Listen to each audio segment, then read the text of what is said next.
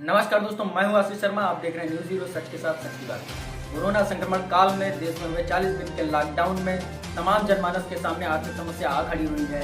बात करते हैं जनपद सीतापुर की, जहां पर तमाम दिहाड़ी मजदूर, तमाम प्राइवेट कर्मचारी, तमाम प्राइवेट शिक्षकों के सामने यह समस्या भीषण रूप धारण कर चुकी है। आइए हम आज बात करते हैं जनपद सीतापुर के वित्त विहीन शिक्षक महासभा के जिला अध्यक्ष पंकज पांडे जी के साथ में। नमस्ते सर, बताएं क्या समस्याएं चल रही हैं लॉकडाउन के अंतर्गत। कुछ लोगों का कहना ये है कि प्राइवेट विद्यालयों से जो है फीस मांगी जा रही है, क्या ऐसा हो रहा है? हाँ जी, बिल्कुल हो रहा है कि अपने जनपद में जहाँ तक मैं समझता हूँ कई प्रकार के विद्यालय होते हैं। कुछ सीबीएसई के हैं, कुछ केंद्रीय विद्यालयों से लगे हुए हैं जिनको हम आईसीएसई कहते हैं, और अधिकांश संख्या हमारे जनपद में जिनको हम लोग इंटर कॉलेजों को अगर देखें, माध्यमिक स्तर के विद्यालय जिनको हम लोग वित्त विहीन विद्यालय कहते हैं, सबसे बड़ी संख्या उनकी है और मैं उसी संगठन से संबंध रखता हूँ। हाँ, ये मेरी भी जानकारी में आया था कि कई जगह फीस मांगी गई। मैं भी अपने संगठन के अपने पदाधिकारियों से, अपने साथियों से निवेदन कर चुका हूँ कि चूंकि लॉकडाउन है और वास्तव में समस्या गंभीर है, लोगों को फीस तो मिल ही जाएगी, क्योंकि डीएम साहब ने इसका आदेश भी जारी किया है कि जो इधर विद्यालय 3 महीने बंद रहेगा उसकी फीस हम लोग जुलाई में एक साथ ना लेकर के कई पार्टों में ले लेंगे, ताकि लोगों पे बहुत ज्यादा दबाव ना बने। अच्छा, एक समस्या आ रही है कि अगर ये लोग फीस जमा नहीं करेंगे तो जो प्राइवेट शिक्षक के कर्मचारी हैं, शिक्षक हैं जो, उनको कैसे वेतन मिलेगा? जी धन्यवाद है आपका, चूंकि पहली बार किसी मीडिया चैनल ने इस बात को उठाने का प्रयास किया। बहुत समय से हम लोग इस बात की मांग कर रहे हैं सरकार से, लगातार हम लोग कई बार आंदोलन भी किए हैं।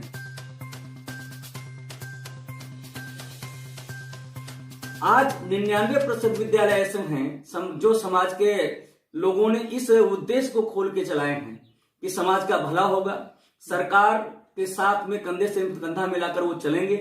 और सरकार ने भी उनका आह्वान किया था कि हमारे पास इतनी व्यवस्था नहीं है, आप लोग विद्यालय चलाओ। और जब ये विद्यालय खोले गए थे तो ये कहा गया था कि धीरे धीरे सरकार अपने आधिपत्य में इनको लेगी, यहाँ के कर्मचारियों को, स्टाफ को वेतन दिया जाएगा सरकार की तरफ से, और ऐसा हुआ भी। 1986 तक जो भी विद्यालय खुले थे धीरे धीरे वो सरकारी हो गए उसके लिए, लेकिन 86 में जो नई व्यवस्था बनाई उन्होंने और ये कह दिया कि अब जो है जो विद्यालय खुलेंगे उनको सरकार पैसा ना दे करके प्रबंधक अपने पास पैसा देगा। तो आज स्थिति इसलिए बिगड़ रही है कि उन्होंने चूंकि मान्यता लेनी थी तो इसलिए प्रबंधक ले लिख के दे दिया कि हम अपने पास से देंगे, लेकिन प्रबंधक कहीं घर बेच के देगा क्या?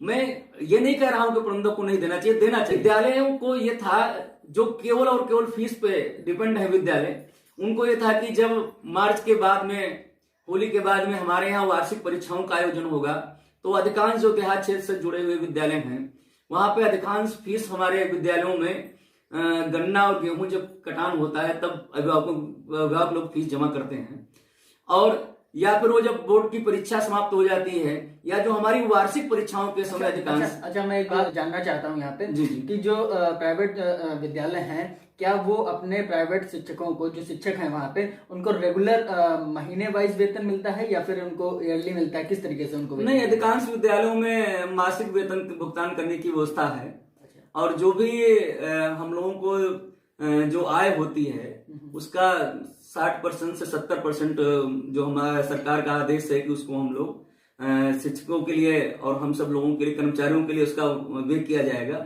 और शेष जो बचेगा उससे विद्यालय का निर्माण और अन्य सारी चीजें होती है जो विद्यालय की, वो की जाएंगी। अच्छा, अपने जनपद सीतापुर में लगभग कितने प्राइवेट ऐसे शिक्षक होंगे, क्या संख्या होगी उनकी? अपने जनपद सीतापुर में करीब 300 इंटर कॉलेज हैं, हाई स्कूल कॉलेज हैं जो प्राइवेट विद्यालय हैं, जिनको माध्यमिक विद्यालय कहते हैं। वित्त विहीनों की संख्या लगभग 6000 की अपने जनपद में है। अच्छा, तो इस लॉकडाउन में उनकी सैलरी का क्या चल रहा होगा सिस्टम? उनको कैसे वेतन मिल रहा होगा? बड़ी बुरी स्थिति है। मुझे लगातार फोन आते हैं ऐसे टीचरों के, शिक्षकों के, ये जो 2000 से लेके 5000, 3000, 4000, 6000 में ये जो शिक्षक प्राइवेट विद्यालयों में वेल क्वालिफाइड होने के बाद पढ़ा रहे थे, वहां के जो कर्मचारी थे वो वहां पे काम कर रहे थे, अब वो लॉकडाउन होने के बाद दूसरा काम भी नहीं कर सकते। आज स्थिति सबसे बड़ी ये हो गई है कि पहले से ही फरवरी माह का वेतन नहीं मिल पाया था अधिकांश जगहों पे, कहीं कहीं जनवरी का वेतन नहीं मिल पाया था, और ऐसे में विद्यालय परीक्षा के बाद सीधे सीधे एक दिन के लिए खुला और तुरंत लॉकडाउन आ गया जी। परीक्षाएं भी नहीं हुई जो फीस आ जाती जी जी। तो जो जनवरी से लेकर के अभी तक का वेतन देना दुष्कर हो रहा था। और आगे मैं आपको एक चीज और बताना चाहता हूं, भले ही लॉकडाउन खुल जाए 3 मई को, लेकिन जो विद्यालय हैं ये सीधे सीधे जुलाई में ही खुल पाएंगे, क्योंकि अब बीच में जहां तक मैं समझता हूं अगर सरकार व्यवस्था करके अप्रैल के बाद में मई तक जो लॉकडाउन है उसके बाद में प्रयास करे तब भी विद्यालय खोलने में, तो विद्यालयों में अब जुलाई में ही फीस जमा होगी। तो ऐसे में 5-6 महीने का कोई भी कितना भी बड़ा विद्यालय क्यों ना हो, मुझे नहीं लग रहा होगा अपने पास से 6 महीने का वेतन अपने पास से अपने कर्मचारियों को दे पाते थे। आज MA BEd, BSc BEd, MSc BEd teacher घर में बैठा है, समाज में जाके वो मजदूरी कर नहीं सकता, समाज में अपनी बात कह नहीं सकता, भुखमरी के कगार पे है। ये पूरे प्रदेश में 5.5-6 लाख शिक्षक इस प्रकार के हैं, साथ ही साथ उनके साथ में उनके परिवार हैं 30-35 लाख का परिवार है जो पूरी तरह सरकार पे आश्रित है और सरकार ने बिल्कुल मुख मोड़ लिया। हम बार बार सरकार से निवेदन करते हैं आज आपके इस चैनल के माध्यम से, और मुझे जहां तक अपेक्षा है कि आप हमारी आवाज को पहुंचाएंगे, तो ये होना चाहिए। वास्तव में बड़ी बुरी स्थिति इन टीचरों की है। मैं आपसे निवेदन करता हूं कि इस बात को हमारी ऊंचे स्थान तक पहुंचाएं। बहुत बहुत धन्यवाद। आपने अभी भी देखा कि जो प्राइवेट शिक्षक हैं, जो वित्त विहीन शिक्षक हैं, उनका क्या दर्द है, किस तरीके से वो बेचारे परेशान हैं इस लॉकडाउन में, आखिर क्या होगा उनका। बने रहिए कैमरा पर्सन संतराम के साथ में, आशीष शर्मा, सीतापुर। कि उन्होंने चूंकि मान्यता लेनी थी तो इसलिए प्रबंधक ले लिख के दे दिया कि हम अपने पास से देंगे, लेकिन प्रबंधक कहीं घर बेच के देगा क्या?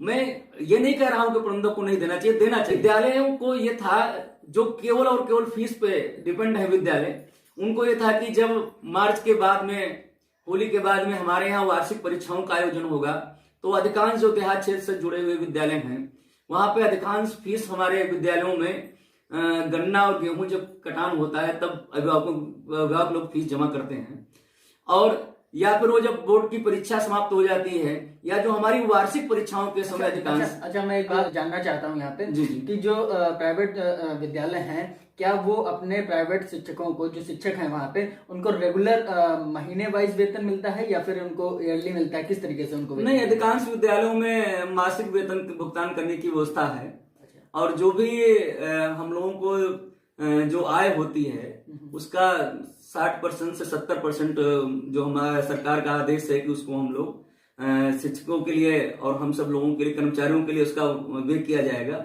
और शेष जो बचेगा उससे विद्यालय का निर्माण और अन्य सारी चीजें होती है जो विद्यालय की, वो की जाएंगी। अच्छा, अपने जनपद सीतापुर में लगभग कितने प्राइवेट ऐसे शिक्षक होंगे, क्या संख्या होगी उनकी? अपने जनपद सीतापुर में करीब 300 इंटर कॉलेज हैं, हाई स्कूल कॉलेज हैं जो प्राइवेट विद्यालय हैं, जिनको माध्यमिक विद्यालय कहते हैं। वित्त विहीनों की संख्या लगभग 6000 की अपने जनपद में है। अच्छा, तो इस लॉकडाउन में उनकी सैलरी का क्या चल रहा होगा सिस्टम, उनको कैसे वेतन मिल रहा होगा? बड़ी बुरी स्थिति है। मुझे लगातार फोन आते हैं ऐसे टीचरों के, शिक्षकों के, ये जो 2000 से लेके 5000, 3000, 4000, 6000 में ये जो शिक्षक प्राइवेट विद्यालयों में वेल क्वालिफाइड होने के बाद पढ़ा रहे थे, वहां के जो कर्मचारी थे वो वहां पे काम कर रहे थे, अब वो लॉकडाउन होने के बाद दूसरा काम भी नहीं कर सकते। आज स्थिति सबसे बड़ी ये हो गई है कि पहले से ही फरवरी माह का वेतन नहीं मिल पाया था अधिकांश जगहों पे, कहीं कहीं जनवरी का वेतन नहीं मिल पाया था, और ऐसे में विद्यालय परीक्षा के बाद सीधे सीधे एक दिन के लिए खुला और तुरंत लॉकडाउन आ गया। परीक्षाएं भी नहीं हुई जो फीस आ जाती, तो जो जनवरी से लेकर के अभी तक का वेतन देना दुष्कर हो रहा था। और आगे मैं आपको एक चीज और बताना चाहता हूं, भले ही लॉकडाउन खुल जाए 3 मई को, लेकिन जो विद्यालय हैं ये सीधे सीधे जुलाई में ही खुल पाएंगे, क्योंकि अब बीच में जहां तक मैं समझता हूं अगर सरकार व्यवस्था करके अप्रैल के बाद में मई तक जो लॉकडाउन है उसके बाद में प्रयास करे तब भी विद्यालय खोलने में, तो विद्यालयों में अब जुलाई में ही फीस जमा होगी।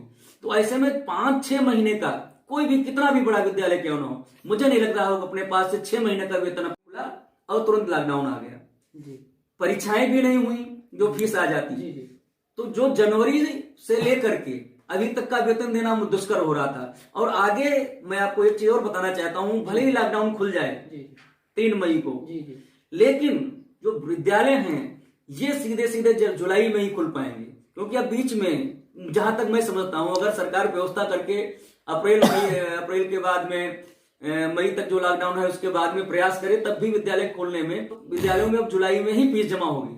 तो ऐसे में 5-6 महीने का कोई भी कितना भी बड़ा विद्यालय क्यों ना हो, मुझे नहीं लग रहा होगा अपने पास से 6 महीने का वेतन अपने पास से अपने कर्मचारियों को दे पाते थे।